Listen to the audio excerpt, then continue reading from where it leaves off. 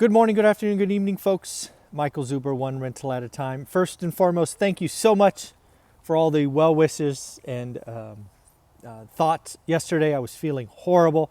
Today, I feel much, much better. I slept something like 15 hours in total yesterday. So back at it. Don't know what it was. Whatever it is over. As you can see, I'm doing this old school. We are out in the park near my home. I've actually got my boy Sonny with me. Something tells me having him on the table with my phone might not be a great idea, but we are going to give this a shot.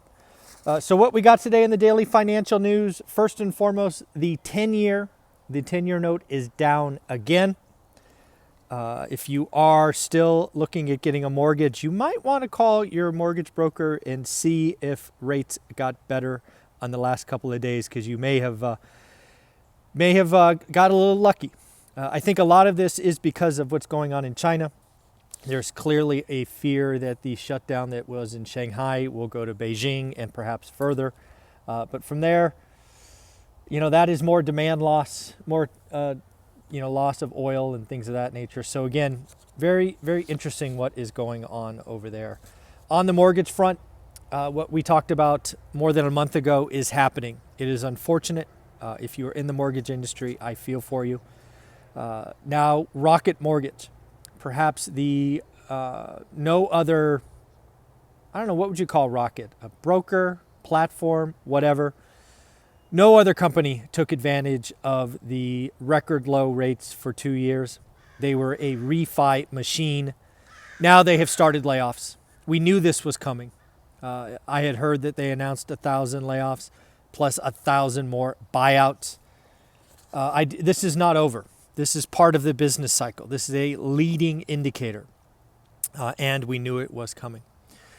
If you are a real estate agent in the Bay Area, or you know a real estate agent in the Bay Area, I want to hear from you today, if you don't mind.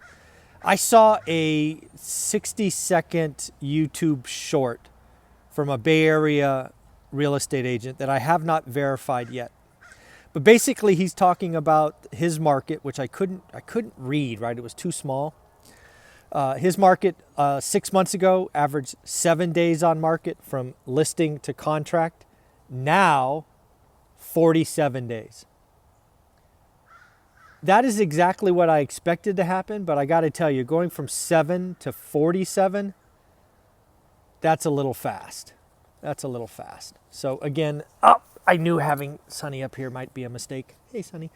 But again, this is something that I expect to happen. Watch days on market, right? Listings, price drops, days on market. These are all things that we need to watch.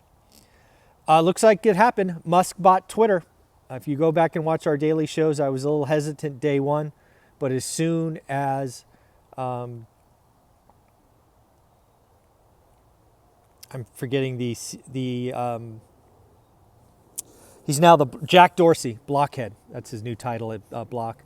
As soon as Jack Dorsey endorsed it, it kind of felt like it was going to happen, and then it had to happen once he secured financing. So again, Musk is buying Twitter.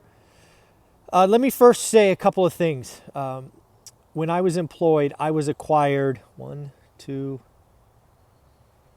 I was acquired twice. It is never a good feeling.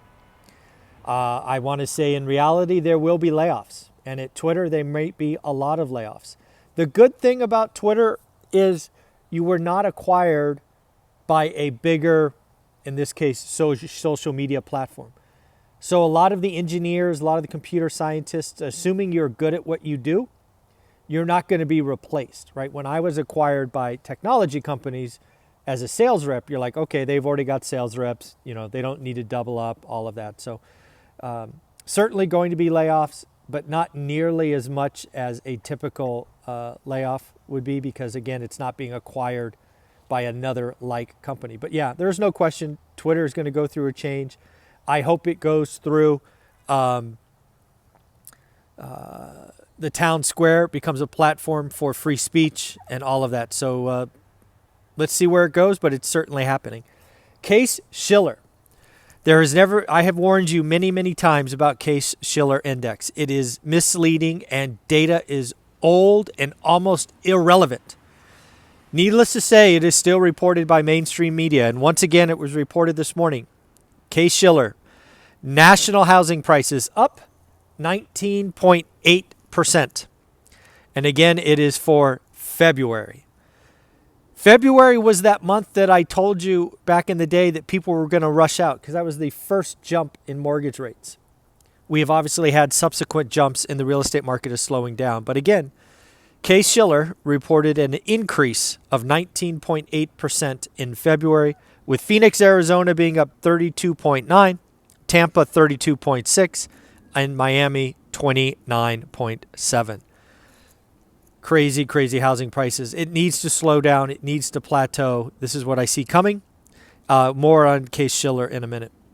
Oh, one more thing. Minneapolis, New York, and Washington, D.C. were the slowest growth, but still up double digits for February. Pepsi usually reports a day after Coke. They beat top and bottom and, more importantly, raised outlook. Pepsi did have to take a $193 million charge to shut down operations in Russia, and yet we're still able to beat, even though they took that impairment charge. The Twitter CEO has got to be having a bad day. They did a town hall yesterday, and he had no answers. He told everybody in the company the future of Twitter is unclear. That's not what you want to tell people, but probably all he could say. Fidelity Investments is making an interesting change. They will allow investors to add Bitcoin to their 401ks.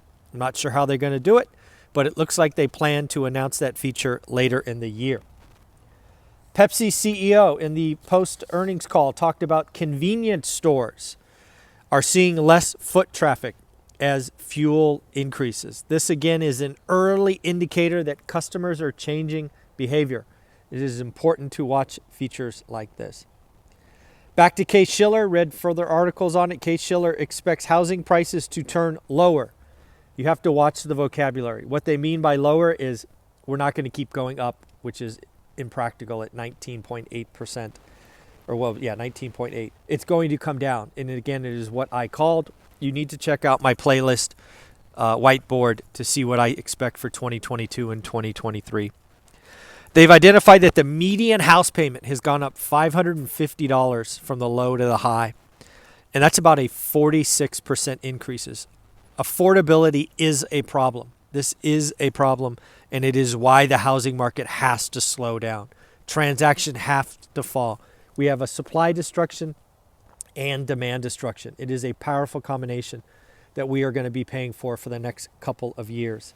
Schiller does highlight that price lag follows sales lag by about 6 months.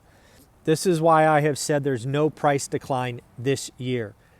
These YouTube channels that talk about a price decline this year do not understand price elasticity. Real estate doesn't move that fast. There is a lag. We are already basically in May.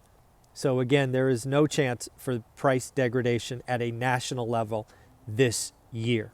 Not going to happen. Looks like inflation is unfortunately already changing summer plans.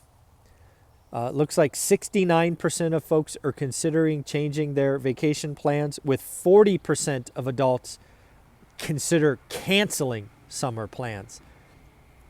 Wow, that is crazy. Morgan Stanley is warning investors there are very few places to hide as investors digest the fact that the Fed is serious and the Fed is going to break inflation. Looks like Biden still has a proposal in his 2023 tax plan that I thought got nixed. It's still there based on an article I read this morning. The 1031 exchange could be limited to $500,000 per year per individual, basically going after the big boys. What people don't realize, this is according to Ernst & Young. Ernst & Young did a survey. They found that the 1031 exchange business, just so you know, employs about 568,000 employees, about $27.5 billion in labor income. And just so we know, if you eliminate the tax advantage of the 1031 exchange, do you know what happens? The owners keep their properties. They do not have to sell. So again, we are not going to increase revenue. Biden's proposal expects a gain of $1.95 billion. Folks, that is not going to happen. He'll be lucky to see $250 to $300 billion because there will be some sales, but you are not going to see a tax increase of $1.95 billion. That is crazy. Then the final news of the day looks like Warner Brothers or Warner Media's integration with Discovery, which is a merger that happened recently, is messy. According to the CFO, it is going to be a messy combination as they discover more and more assets and projects that are underway. So again, lots of stuff going on today, folks. We will be interviewing the Lumberjack and Omar just a little bit later in the day. They were gracious enough to move back. Take care of yourself. Have a wonderful day. Bye.